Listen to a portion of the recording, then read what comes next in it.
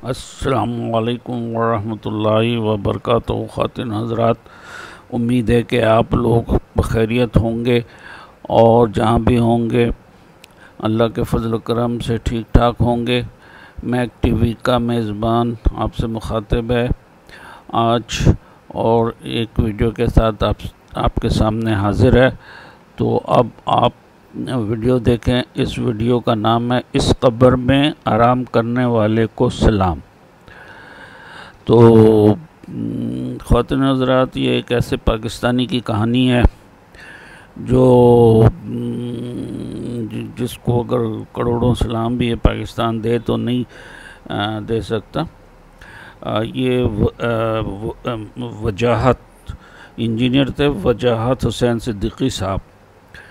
ये आम जिस तरह की कहानी है, जब 1947 में पाकिस्तान बना तो ये सीधा चूँकि वो नज़दीक था तो वहाँ पर वो साबिक़ मशक़ी पाकिस्तान में हिजरत की।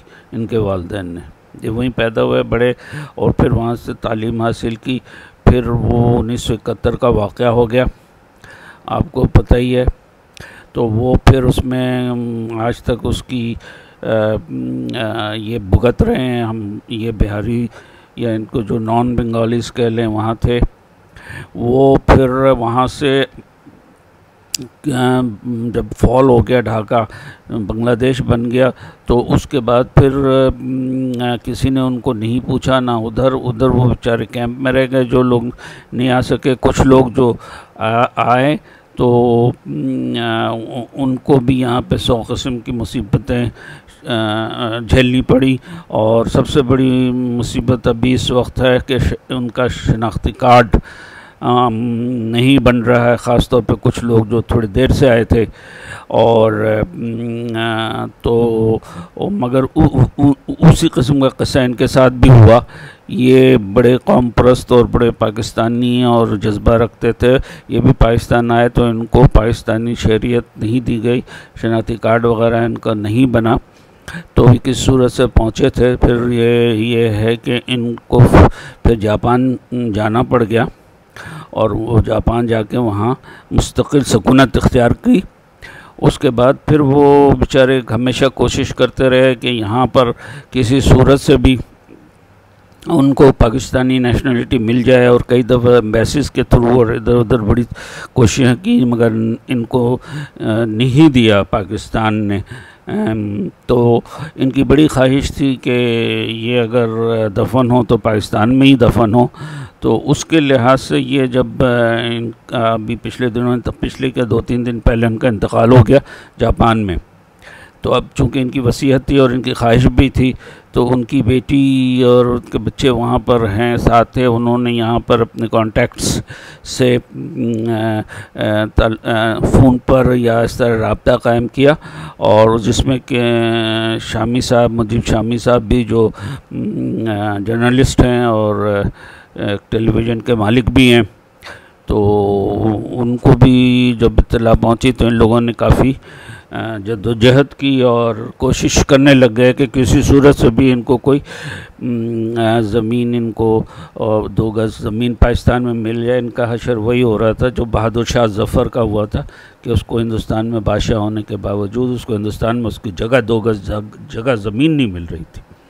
तो उसको फिर नेपाल जाना पड़ा और नेपाल में जा कर के फिर वहाँ पर वो बेचारा मदफून हुआ।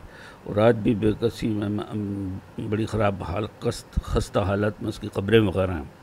तो खैर इनको उन्होंने शामी साहब ने किया तो कोशिश ये वज़ीर आज़म वगैरह ये सारे तो बिल्कुल मतलब किसी तरफ का नोटिस ना वज़ीर जो है वो तो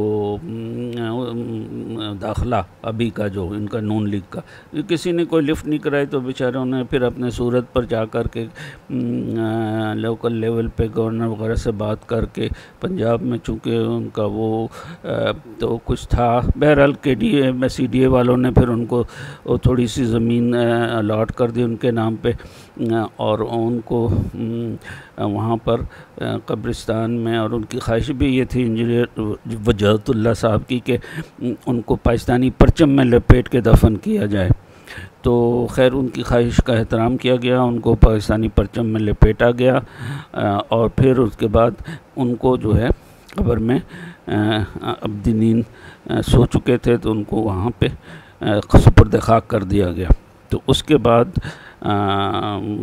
बहरहाल पाकिस्तानी परचम भी है जो पुकार के ऊपर से कह रहा है, जो ऊपर उनके क़ब्र पर है कि खुदा के वास्ते जितने लोगों ने कुर्बानी वहाँ दी, अपनी जानें लड़ाई इस मुल्क के लिए, उनके लिए आप कुछ तो करें, कम से कम उनको शनाख्ती कार्ड तो दें जो लोग आ गए।